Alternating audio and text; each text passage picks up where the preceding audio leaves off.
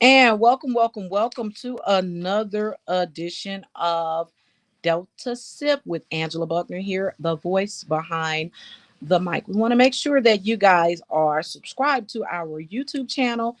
Go and like us on TikTok, Facebook, Instagram, Twitter. We are there. Today, we are going to jump right into our show. We do have a college professor, and he's not just any professor. His name is Dr. Lorenzo Boyd, and he's from the University of New Haven. And what we're going to do is bring him right on in right away. And here he is. Welcome to Delta Sip. Doc, how are you? Thank you. I'm great. Thank you so much for having me. I'm really happy to be here. Awesome. Listen, everybody. This is Delta Sip, where we sip slow and we talk what we know. ACJS. Listen, everybody, for those who don't know, when I met Dr. Boyd, he was the president of ACJS, which is Academia Academy of Criminal Justice Sciences. Help a sister out. Yeah. And it was a conference that I was attending as a college professor from Mississippi Valley State University, and I was in Kansas. And tell us the purpose for ACJS and why you thought it was so imperative for you to be the president and be there where you elected. What was the purpose? Well, the Academy of Criminal Justice Sciences is the place where academics and practitioners meet together. Mm-hmm. Because if you think about, there's a whole lot of really good research going on that these university professors are doing, but it doesn't make its way down to the people on the street that are actually doing it. So the purpose of ACJS is to marry academics and practitioners together so that the best practices makes its way into training. It's funny you said that because, you know, when I was teaching, I would tell people I'm teaching in theory, because you do have those professors out there who haven't a clue of what it's like to even carry a gun, kick a door in, because I'm the type, okay, I'm going to count to 7 and I'm going to kick your door in. And no, that is not how it goes, right? Talk a little bit about your background in law enforcement, because you're not just a professor. You're not just any professor. Tell us a little bit about you. Well, I spent 14 years as a sheriff's deputy in Boston. But let me say that whole kicking down a door, Hopefully you go through your career not having to do that, Wow. because the best thing is you want to engage with the community. Hmm. And when you start kicking in doors, it tends to be our people that tend to be on the receiving end of that. So we want to police a little better. We want community policing more so than aggressive policing. And that's typically the way you want to go. So I spent 14 years as a sheriff's deputy. And then I did my master's. I did a small stint in law school. Then I did my PhD. And then once I earned my PhD, I left uniform and jumped into academia and started teaching at the university since then. So that's the short part of my background. Uh, Tell them about Phi Beta Sigma. So I pledged Phi Beta Sigma Fraternity Incorporated because it's about culture for service and service for humanity. So what I do in Phi Beta Sigma, what we do as a fraternity, we try to make the community better around us. It's about service to all humanity and all mankind. Shout out to your university where you did your undergrad. University of Massachusetts. You said with so much pride. Oh, absolutely, absolutely. Now, you did talk about getting your PhD. Let's talk a little bit about that dissertation. And when I hear someone say a dissertation, in my mind, that's where the person is actually an expert in what it is that they studied. I know you'll always be learning and things like that, but this is an area where you matter of factly had to defend what you were talking about. The title of your dissertation, first of all. My dissertation was attitude differences between black and white police officers in quality of life policing. And it was a study of two cities, a Midwestern northern city and a southern city. And we looked at both police departments as they were trying to implement community policing in the late 90s. Oh, wow. And so today we have a lot of issues and things that are going on. What does it mean when people say defund the police? A lot of people have a lot of different views on what defund actually means. But to be honest, it's not a new term because every single year in April and May, the police chief and mayor in your town has the same song and dance. There's a finite amount of resources. Where do we put the money? We can Mhm. put the bulk of our money into policing, but what do we do about fire? What do we do about public schools? What do we do about parks and recs? So Mhm. every year, every single city service has to petition the mayor or the mayor's office or the city manager to get funding. So when most people talk about defunding, what they mean is resource reallocation. So Okay. let's take some of the extra money from policing and reallocate it into preventative things because upwards of 90% of policing is reactive. And when you look at Okay. a police budget, about 80% of a police budget is personnel, salary, and benefits. And then another 10% of that is overtime. So, what would happen if we took a portion of the overtime money and reallocate it to prevent the reason that we need overtime? So, Hmm. that's what a lot of resource reallocation is talking about. When people talk about completely defunding, I want the police to get no fund Hmm. and no police in my community.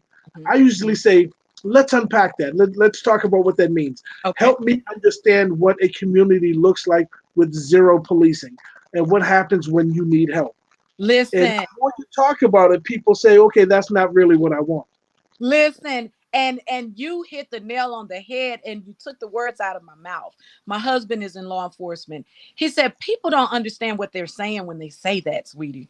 Um, when, say for instance, you remove law enforcement from your community, your wives are not protected. Who are you going to call if your child is being abused sexually? What's going to happen? And in Minneapolis, I believe, if I'm not mistaken, they were saying they wanted a social worker to go out with a law enforcement agent and things of that magnitude, and they didn't want him to carry a gun. And my husband said, See, "Can you?" I support that though. I think that is definitely the direction to go because most of the calls that the police get are Mhm. not calls where you need somebody with handcuffs and a gun. The Oh wow. vast majority of police calls across the country are service calls. And if you got family like I got family, you got that uncle up in the attic that we don't really talk about. When he's Right. not on his meds, I don't want somebody with a gun to come up and help him. Mm-hmm. So if you have social workers rolling out with the police, they can help de-escalate things. And now, Because go on. when people are calling, they're calling because situations are out of their control. They're not necessarily calling because a crime has been committed. Okay, and you said service. Those are services. And what a lot of people don't understand, even with an officer, I was always taught that they wear so many different hats, and being a counselor is one of them. But if you can have a social worker to come out, you believe what I'm hearing you say, that that is a little bit better, because you don't need a gun. And in the beginning I said, oh, I'm gonna count to seven, or I'll count to nine, some silly number, and kick the door in. That's not necessary for the average call across this nation. The vast majority of the calls, you Mhm. never, ever, ever do that. Oh wow. And the problem is a lot of police academies, for instance, here in Connecticut, 1,100 hours of training. Hmm. And they do about 12 hours of training on mental health. Oh wow. What if we had somebody with a master's degree in social work and 3,000 hours of clinical? Hmm. Isn't that the person you would rather have dealing with your loved one, as opposed to a cop who may have a good heart, who may really want to do the right thing, but is ill-equipped to deal with the type of mental health issues that are in the community? That's not fair to the police. But listen, I don't want a social worker to come in and assess the situation and take my uncle who's off of his meds. Bring, maybe remove him temporarily to, get his medicine back into his system, but don't take my uncle away from me. Don't, what did you put in your paperwork? You A know, significant number what, of mental health calls that the police go on end in use of force. So mhm. I would rather somebody take away my uncle than to have my uncle shot. Well, that's true too, because they are trained in such a way that, it's a no nonsense type of thing. And what happens in our community is like, you didn't have to do this, you didn't have to do that, and they're going live and they're recording everything. And that this is just the age that we're in. And so a social worker going out is what you would deem feasible. Absolutely. In collaboration with the police, because if things go south, you definitely want the enforcement arm there. But Hmm. most of the time, you don't need somebody. The police do two things really well: they Hmm. use force and they detain. Okay. Most of the time, most of the calls you go on, you don't Mhm. need to do either one of them. Oh wow. And let me ask you, and let me ask you something. Because what you're saying sounds like, they have 1,100 hours in this and that, but some of these calls just take good common sense. Is that what I'm hearing you say? It is. And the problems come if you're in a jurisdiction that gets really busy, particularly if you work swing shift 3 to 11, 4 to 12. Hmm. Calls are stacked back to back to back to back, and you don't have a whole lot of time to sit and talk to somebody because dispatch is yelling in your ear. There are two other calls you need to get to. Oh So you wow. want to just handle this right now. Mhm. And officers do what they know how to do. They'll either use force or they'll arrest somebody, they'll move on. Yeah. They don't have the time and luxury to spend talking to them. A lot of the calls that come to the police, because let's understand, the police represent the government Right. 24 hours a day. Yeah. So when your caseworker is not there or when city services are not there, it always goes to the police. If Mm. we can push back on other city services to be there outside of 9 to 5, it'll lessen the stuff that the police have to do. And most of the complaints that we have about the police is because we have the police doing too many things. And again, it's not fair to them. Let the police be the police. But let me ask you now, because we just talked about that money being allocated properly. Would that take money from um that agency, in particular the law enforcement agency, and with that push funding elsewhere in an effort to have more services after that 5 o'clock hour? It could. And the problem comes when people don't know what to do. And the Hmm. police keep saying, we're overworked. We're doing too many calls. We need more officers. Hmm. And we just give them more calls.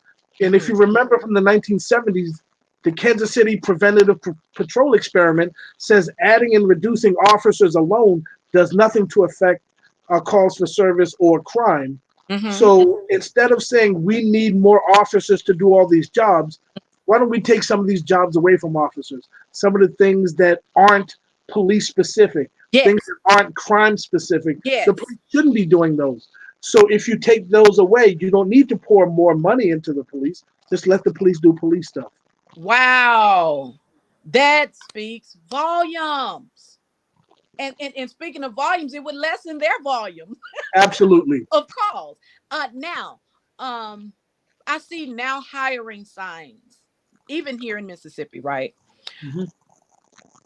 Is it, let me ask you, is it imperative that the officer lives in that same community? Because when I was growing up, there was a song on Sesame Street that says, "Who are the people in your neighborhood?" And I know I'm aging myself, I'm telling everybody what my age is, but we knew the people in our community, the postal workers, we knew the firefighters and things like that. Is it necessary for the officer to be from that community? Yes or no? Pros and cons. I know there are some, and it Well, depends who you ask. you use two words, imperative and necessary. I would say no to both those words, but I would say it's a really good idea Okay. because you need people to understand what's going on. So in Boston, I learned quickly to treat people with dignity and respect because when I'm out of uniform, these are the same folks I see at the grocery store. I Yes. see them at church, Yes. and they live next door to Big Mama's house, and Yes. my mom and their mom are friends. So you learn to treat people with dignity and respect. So if I come from some suburban area into a city and I don't know the people, I don't get to know them, I can do whatever I want and then go back out to suburbia and live my happy life. Hmm. If you have police officers from the community, they understand the norms and mores of your community. They understand who the people are, and they know who the people to talk to. And there Hmm. was sometimes I went to folks and I say, "Aren't you so and so son? Do I need to have a talk with?" And Yeah. that sometimes is enough. And again, we're talking quality of life policing. We're not Yes. talking situations. And whenever I say this to the police, they say, "Well, what if somebody comes up with an AK-47?" Hmm. That's not the conversation I'm talking about. Yes. I'm talking about the That's nuisance extreme. things that happen That's because extreme. folks will come into our community and the young folk are talking smack to the police. They don't know what else to do, so they'll snatch them up. Yeah. As opposed to if we're from the community, you start Mhm. talking smack to me. Aren't you Miss Jenkins' son? Yes. Isn't Bill your dad? Yes. Do I need to go talk to your dad? So that's a whole different scenario. Yes. So I think police officers should be. Is it imperative? Is it mandatory? No, but I definitely think it'll help community engagement if police officers are from the communities that they work in. Which leads me into the next question, talking about effective community policing. But you mentioned Big Mama's house, they live next there, and the dynamics. It allows you to understand the culture, if you will, of the place. I used to live in Jacksonville, Florida, and shortly after I moved, news came out saying that this guy killed a young black man. This white guy killed a young black man because his music was so loud, and I he felt, remember that case. yes, he felt threatened. And so, a lot of times, what I believe is, as black people, we are miscalculated, misunderstood. It's a part of our culture to play our music loud because for some guys it's an attention getter. My music is louder than yours, or I see a nice looking young lady in my area who I would like to look at me, and that's a conversation starter. I might be angry, and this song helps to calm me down. Things like that. And as a social scientist, also well, all too well, and even policing that, man, look, turn that down. You know, you can get a ticket for that. It's certain things that you can say and we'll listen. Okay. And this light blue, dark blue thing that you were talking about, I think that goes into play because it's a part of understanding the culture and not necessarily saying that. And I understand you say you don't have to, it's not imperative that you are from there. But at least I think training should be given. And I know that you're a consultant. Training these officers who don't live in the area should be trained on the culture of the place. Yeah, they're going to stand out in the street because they're happy. They're sitting there laughing and talking. And when we laugh, sometimes we'll run across the street and we'll go get the other person. Man, come on back. You got to hear the rest of the story. And so they might hold up traffic a little. And that's when the officer comes through. Now, you can't do that. You know, um, talk a little bit about training officers about, and then we'll talk about community policing. Talk a little bit about we're getting into your consultation type stuff. Talk a little bit about how do you approach the culture, the dynamics of a place in an effort for them to be effective. Most of the training that I've done after the murder of George Floyd is cultural competence training. And as a classically trained sociologist, my job is to understand the interrelation between groups of people. So I Yes. spend a lot of time trying to get people to understand. I need the police to understand the community, but I also need the community to understand the police. So for me, it's a two-part process. First, it's diagnostic, then it's prescriptive. Okay. The diagnostic part is we need to first figure out what the root of the problem is. And once we figure out what the problem is, what's the harm that's caused, Yes. then and only then can we then talk about prescriptive, a pathway forward. How do we move forward from here? And a Wow. lot of people will stop at a specific date and time and Yes. say, from here, let's just move forward. We can't move forward. That's like if you walk into your doctor's office and say, I don't feel well, the doctor doesn't just come out and write you a prescription. At Wow. some point, the doctor's going to bring you back and diagnose what the problem is. Then they can prescribe a treatment. Hmm. And when we understand the negative relationship between communities of color and policing, there's been a negative relationship between communities of color and this country for 400 years. But people say we don't want to talk about that. And we're supposed to avoid 246 years of slavery. We're supposed to avoid slave codes, which were legislated to keep people down. We're Right. supposed to ignore Jim Crow and the Black Codes, which again was Black code. laws Yes. legislative to keep Black people down. We're supposed to avoid talking about the whole civil rights struggle. Right. And remember, American history is an oral history. People pass down history from person to person, and grandparents are telling grandkids, this is what I went through with the police. And there's a whole generation of people that are not trusting the police because of what their parents have seen or did, Yes. or what happened to the grandparents, or what we see in social media. So Hmm. there's a lot of vicarious trauma in the community, and we need to address that. Because you think you're showing up as officer friendly, Hmm. but what I'm telling you is your uniform, your approach, your demeanor is triggering to me. So I can't deal with you now. So when you're asking people to comply with orders of the police, we've seen when people of color have complied, they still die. So people are triggered. So we Yeah. need to get the police to understand this is how you need to approach people. And Mhm. again, we're not talking, shoot, don't shoot scenarios. Right. We're not talking life or death. We're talking a basic approach. If we can get police officers to understand the trauma, and we do an 8-hour session on trauma informed policing. But Hmm. the flip side of that is we do a lot of training in the community as well, because we need community members to understand the really hard job of the police.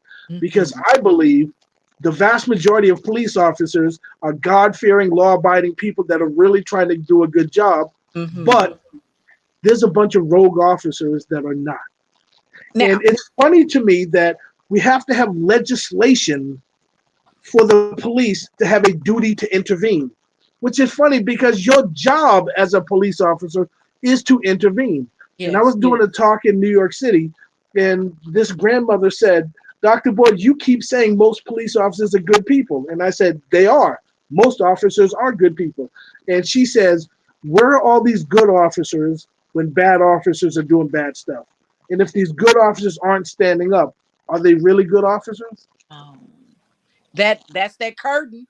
Here comes the curtain now. I let's protect the bro code. Stand up, do what's right. This leads into my next question because you just made a mention about the demeanor, officer friendly, right? And so when we're talking about officer friendly, let me ask you, is there a part in your consultation or your presentation when you talk about nonverbal communication and how they should appear and the mindset they should have? Because each call is different. Is that correct? Yes, absolutely. And so they should be able to, I don't want to say switch, switch up, but they're human too. And I do get that. And I know you have your life, things going on. But when you're in that uniform, when you have that badge, officer friendly should appear friendly, regardless of what has been said about past experiences. And yes, there is an issue as it relates to, well, this is what happened to my grandson, this is what happened when I went to try to report something to the chief of police. He brushed me off like it was nothing, and now my nephew is dead. Things of that magnitude. Because some people say, oh, they don't do anything to those officers just do what they want to do. And my thing is, with that nonverbal communication and the training that you provide, what are some of the key things that you want officers to keep in mind when they are going on these calls? Because, like I said, they're human. Well, let's kind of unpack that a little bit. Let's talk about, so what we don't do is tactical training. We don't say how you're supposed to approach. What we do is educational workshops. Gotcha. So I push back. I don't train police officers. I train people All that right. happen to work in policing, and we train them to be problem solvers. We train them to be critical thinkers, and Wow. we want people to go in and move beyond the emotion and pay attention to the facts. Hmm. Because when people present what we see as anger, could actually be fear, it could be Yeah. frustration, could be Yes. disgust, but people don't know a lot of times when they're in crisis, they don't know how to display those emotions. Yes. And we tend to see that as anger and as an affront to us. And we Yes. have to acknowledge that most of what's going on has nothing to do with us. And if the police are showing up to be problem solvers, hopefully they can look beyond that. And when we talk about, if we can just jump into community policing for a second, Hmm. when I go to a police chief and I ask him to tell me about community policing, a Hmm. department with 100 people, if they tell me, well, we've got 20 community policing officers, I tell them that's a problem. If Wow. you have 20 officers that do community policing, that tells me you have 80 that don't. Oh, Community wow. policing is not a strategy, it's a philosophy. It's Okay. something that everybody in the department is supposed to do. Oh, And wow. if you ask a typical police officer, how often do you make arrests? Most officers don't arrest every single day. How often do you discharge a weapon? I went 14 years without even pulling my weapon out of the holster on the job. Most Hmm. cops don't use force. Most cops don't brandish their weapon, and you're not arresting people every single day. Hmm. So what does that tell me? The law enforcement part of the job is a small part. Only Hmm. 20% of your job is actually enforcing laws as it applies to index crimes. The Hmm. vast majority of your job is administrative and service. Hmm. So instead of, if you notice, I tend not to use the term law enforcement, I tend to use the term policing, because Hmm. police is service oriented. And when we Hmm. talk about reimagining policing, we need to reimagine training, because I get sick and tired of all the academies that I teach in when they Hmm. tell you, well, the next traffic stop could be your last one, the next call could be your last one. Well, technically, this interview could be my last one. Hmm. In understanding that last year was among the safest year for police in a generation. You have to go back to the Nixon administration to find officers that were killed feloniously Wow. at a lower rate. Oh, So wow. policing is not as bad as they say. It's not as dangerous as they say. So Hmm. last year in 2021, the number one killer of police officers, number one was COVID. Hmm. Number two was suicide, but we don't talk about that. Number three, motor vehicle accidents. You have to go all the way down to number four to find the bad guy killing the police. Oh, But wow. we don't talk about that. We have a whole lot of officers that are refusing to get vaccinated, and that's your right if you choose not to. That's not my point. But more officers are dying from COVID than anything else last year. The other thing, we don't talk about suicide. Mm-hmm. There are some departments, some major cities that I'm not going to name, they Mm-hmm. average one suicide per month of their officers. No They way. don't average one officer getting killed, but we don't do a good job talking about that. And if you look at the President's Task Force on 21st Century Policing Mm-hmm. that was published in 2015, Mm-hmm. there are 6 pillars. Pillar number one is police legitimacy, but Mm-hmm. pillar number six is officer wellness and safety. And those two together bookend everything else. We Mm-hmm. need to spend time talking about what happens with officers because the idea of the bulletproof officer just doesn't exist. Yeah. We need to protect the people that protect us. Mm-hmm. And the fact that suicide rates in policing are off the chart, we need to address that. Because if officers aren't mentally well, they can't perform their jobs well. You made mention of it's a philosophy. What's your definition of a philosophy? It's not a strategy. I think if I remember correctly, you said community policing is not a strategy. It's a philosophy. What's your definition of a philosophy? A philosophy is something that permeates the whole department. Mm-hmm. It's something that every member of the department has to buy into. That's right. That's what community policing is supposed to be. It's a way to rethink your job. When you talk about reimagining policing, Mm-hmm. this is what we talk about. How do Mm-hmm. you think about your job? Are you a guardian or are you a warrior? Oh And there's a wow. lot of people with the warrior mentality that Mm-hmm. I'm going to go, I'm going to kick in doors, I'm going to snatch up the bad guy, I'm going to beat people down, I'm going to run them a slide across the hood of my car, I got my gun out. Mm-hmm. That's not what real policing is in most communities. Let me ask you: Most communities is just service, and that's what most people want. do you believe that that mentality, since we're talking about a philosophy, trickles down from the head? Because I'm gonna do what I see the chief do. I'm going to that resonates with people, whether you want to say it does or not.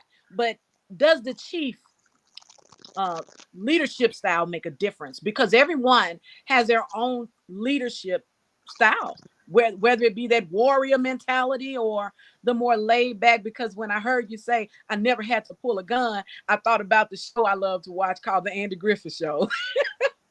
And Andy only had to bring that gun out when say other agencies were in town and they said we're looking for this.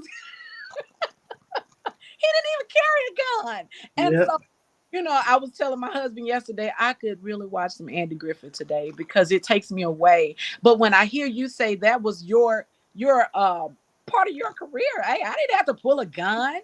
That's effective. That is so effective. And my question is, let's talk about effective community policing, which is what you've been saying anyway all the time. How to be effective. And from what I understand, you're going to these different agencies, and the talk that they're talking is not lining up with uh, let's give a new brand to what policing is supposed to be. Let's stop calling it law enforcement, because law enforcement in itself, I guess it could sound intimidating, even though it's one of the things of criminal justice, right? mhm. It's a tier of criminal justice. But you said let's rebrand it, is what I'm hearing you say. But how do we do that effectively and still not lose that enforcement side? You know what I mean? Well, let's start off by the first question: is it because of the chief? In some instances, I would say yes, but policing is a job that people do pretty much unsupervised. So you Wow. do what you do. Your sergeant's not there, Uh-huh. and you talk with the other folks that are with you, the other people on your squad or on your beat or on your patrol unit, and people do what they're going to do, and they're going to do what they think is best at the time. And a lot of times they do this absent of their supervisor or absent of their chief. Mhm. So a lot of times, if you've got a progressive chief trying to do the right thing, you're still going to have a lot of street level officers doing what they think is best or doing what's easier for them. And Mhm. let's admit, people bring their biases into all the jobs. Mhm. And when you bring your bias in, it's going to kind of take over the training.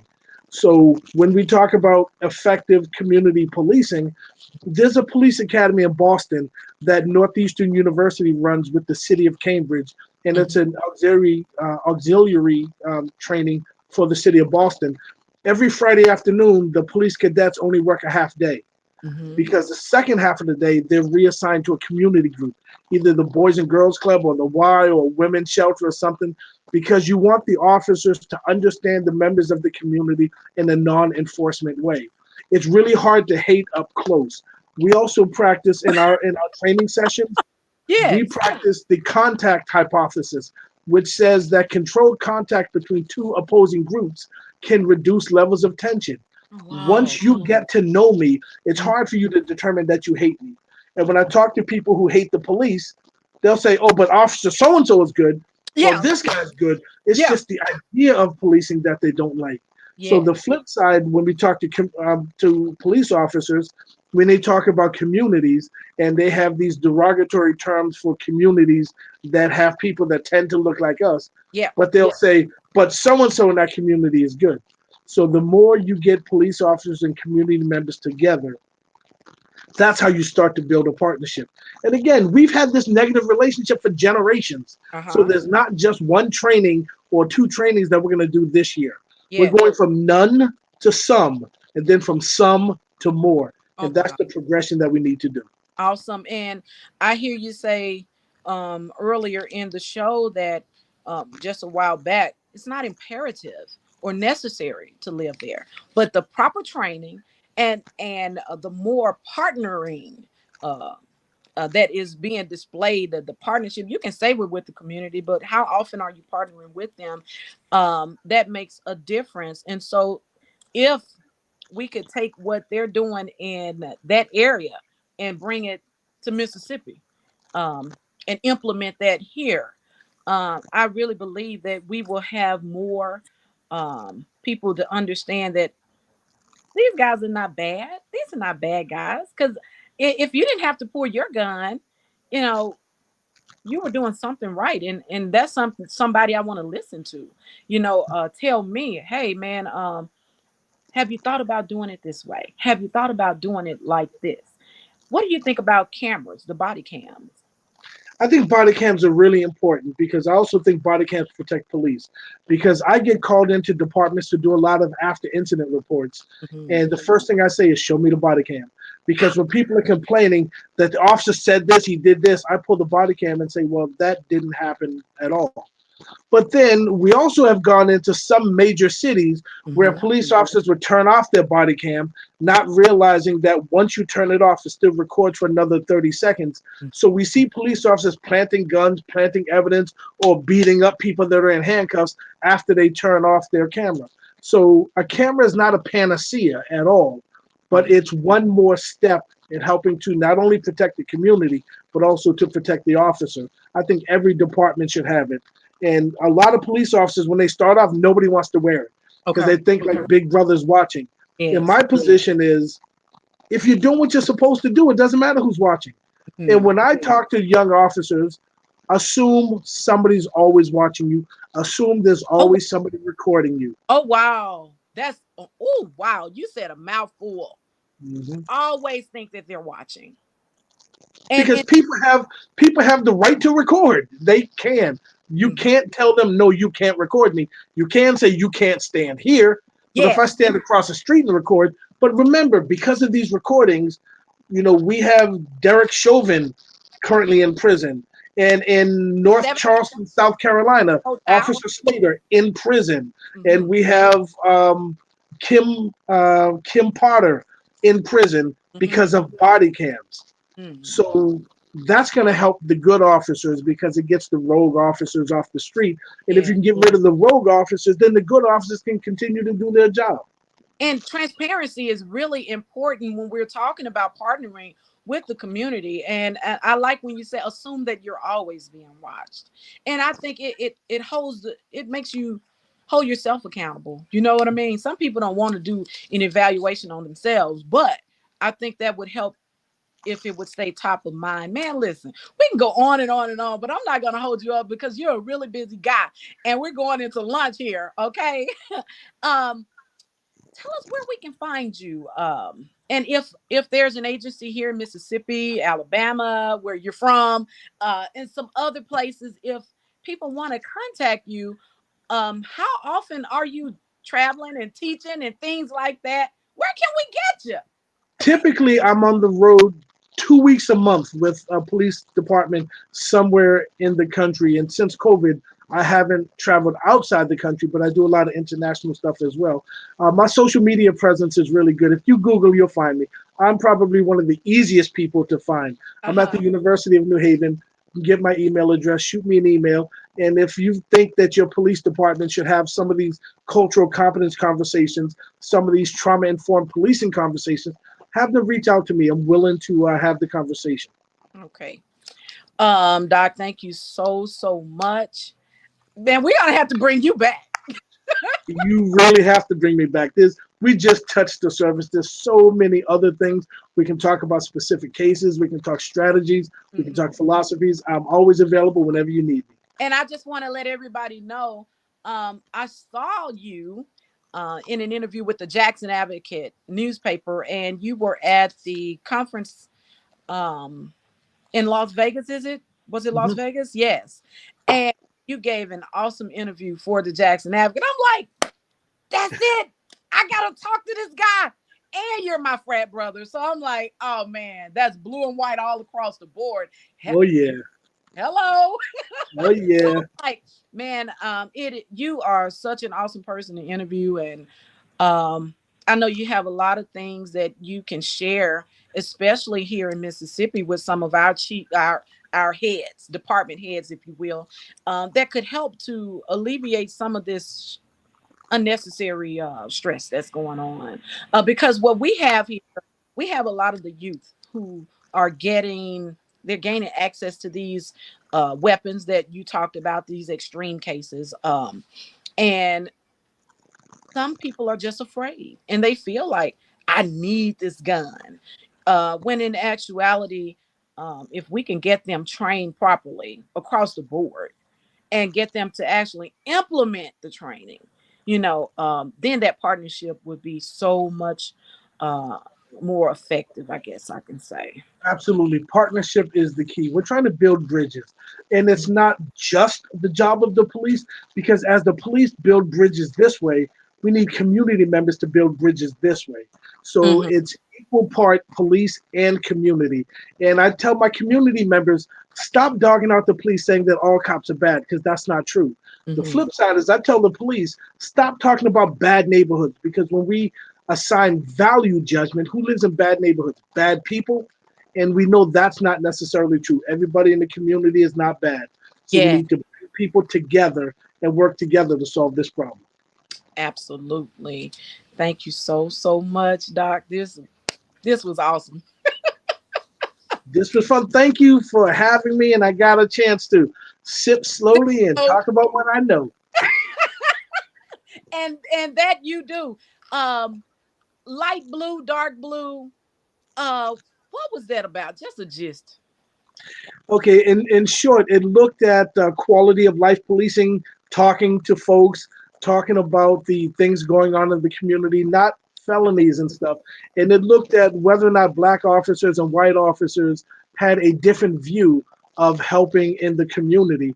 And what we found is that sometimes that people being from the community, they have more knowledge. And if we're Mhm, talking about in a black community, which is what we're talking about a lot of times when we talk policing, that mhm. the black officers from the black community tend to be a little more service oriented because they understand the people that are there and they know a lot of the people. So that's not an indictment on white officers at all. It's Yes. more of an indictment of knowledge of the community. Mhm. Well, Doc, thank you so much, everybody. Thank you for tuning in. This is Delta Sib with your girl Angela Butman, the voice behind the mic, and we thank you all so much for your time.